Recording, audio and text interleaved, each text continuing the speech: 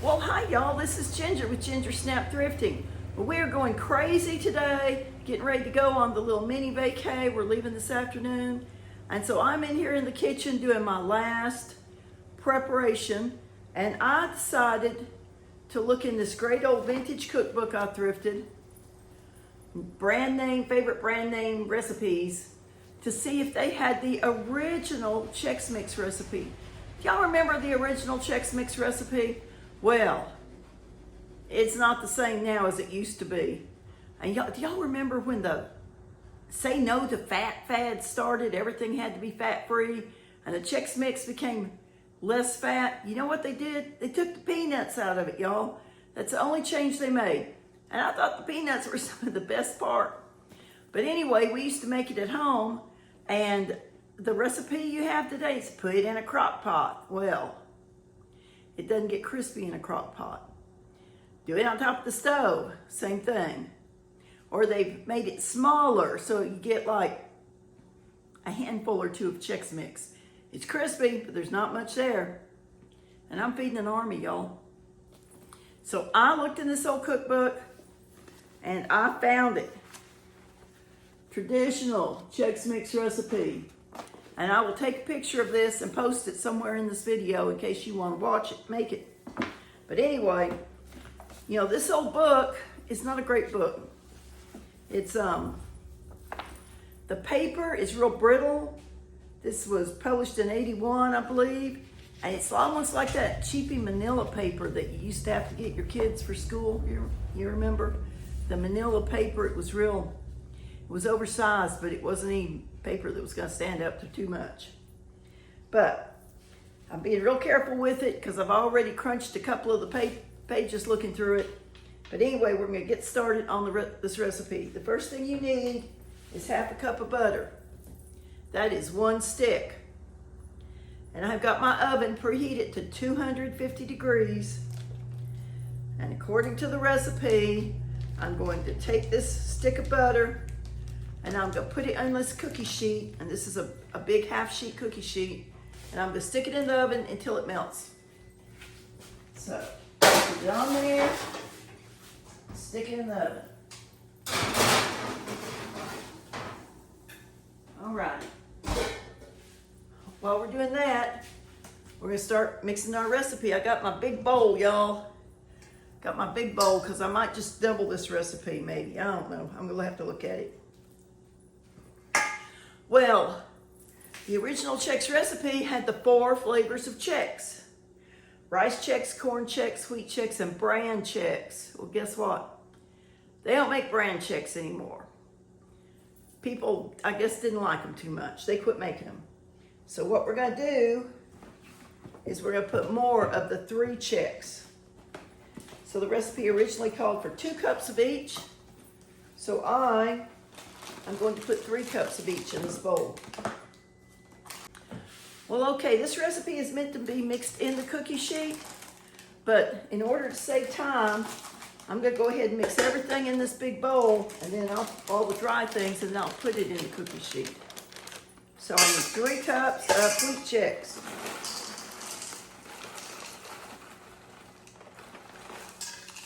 One. You know, you don't have to be super exact. I mean, you wouldn't want a bunch of additional, but you don't have to. If it's heaped up a little bit like that, that's okay. 1. We had already opened that up. Now I'm going to tell you, the backs of these boxes have the original Chex Mix on them. It's not the original recipe. Okay. Corn Chex.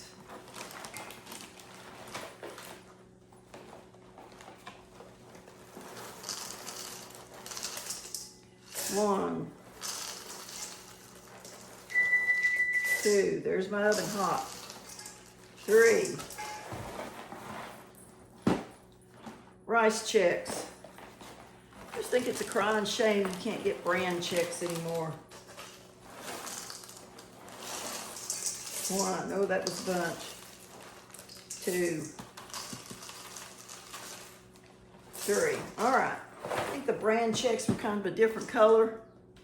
Kind of gave it a different feel, maybe a different texture too. All right. 1 cup of salted mixed nuts, y'all. And I got the ones without the peanuts, because I want to be a little bougie today.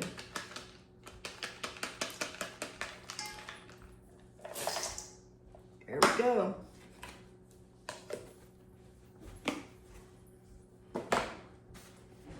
It's looking delicious already, y'all. Just kind of mix it around a little bit.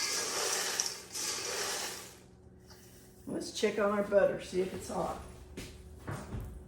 It is melted. All right, I'm gonna pause this and move y'all over by the stove because we're gonna finish this up on the stove.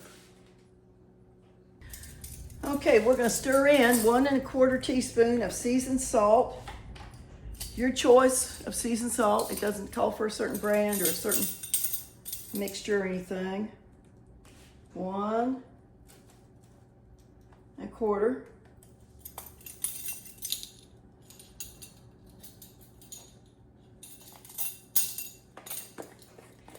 4 1/2 teaspoons of Worcestershire sauce. I don't know if I pronounced that correctly. Worcestershire sauce. I remember we used to put Worcestershire sauce in everything. Do y'all remember that? We put it in stew. We put it in, it was a condiment on our table. 1, 2. Mama probably put it in spaghetti sauce if I wasn't looking. 3, 4 1/2. Just gonna eyeball 1/2 there. Now we're supposed to stir this around.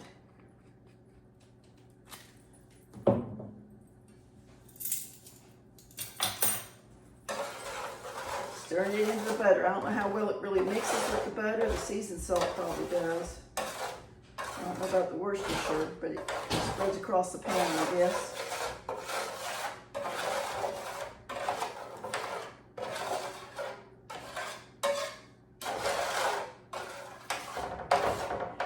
Just do the best you can with it. Try not to have any big clones of butter with nothing in them, I guess. All right. Now we're going to add our cereal and nuts to this, and we're going to mix it well.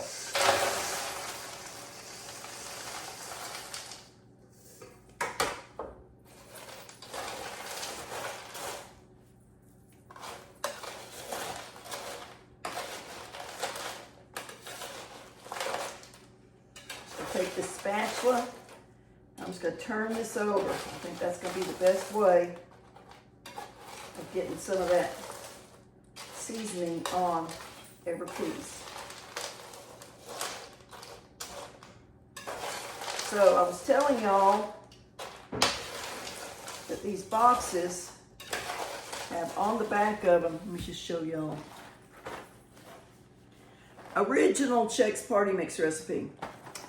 Y'all, start with it doesn't call for the brand Chex, so we know that's not original. It wants pretzels, bagel chips, garlic and onion powder along with your seasoned salt. I just, you know, that's just not what I grew up eating. That's not what I'm looking for in this recipe.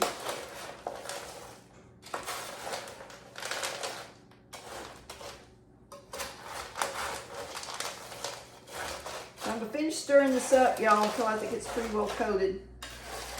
You just have to look at it, make your own decision on that. And then it says to put it in the oven at 250 degrees for 1 hour, stirring often. So you're going to be stirring it often to get all the moisture cooked out of it so it'll be crispy.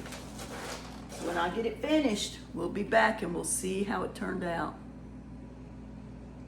Here's that recipe, y'all. And you are supposed to stir your mix every 15 minutes while you're baking it. So I have been stirring it every 15 minutes. If y'all want to make this the very original one, here you go. Well, I did end up turning my oven up to about 265 because it felt like it wasn't cooking quick enough. And so I cooked it actually for about an hour and 10 minutes or so. But anyway, y'all, I did, oh, and I also made a second batch and put in there. But this is how it looks, y'all. Doesn't that look yummy? And it tastes like what I remember.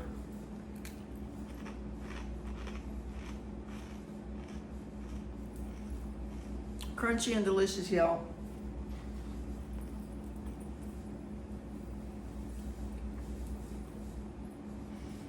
As soon as this cools, I'm gonna put it in Ziploc bags. I'm gonna get it packed. They called and said our RV is ready, so we are getting ready to head to the lake here in the next hour or so. Y'all, this was a delicious, easy recipe, great snack. Good to have for the kids after school, great for a movie night, a camping trip, whatever you need a snack for. So try it. And you know, you can always add extra little things into it, but I really want to do the recipe out of that old Thrifting cookbook and make it the original way. Well, y'all, thanks so much for watching this video. I appreciate your time. I love y'all. I love to get your comments. Let me know what you think. Let me know if you make this. Let me know if you add something different to it. Until we meet again, bloom where you're planted. This is Ginger with Ginger Snap Thrifting.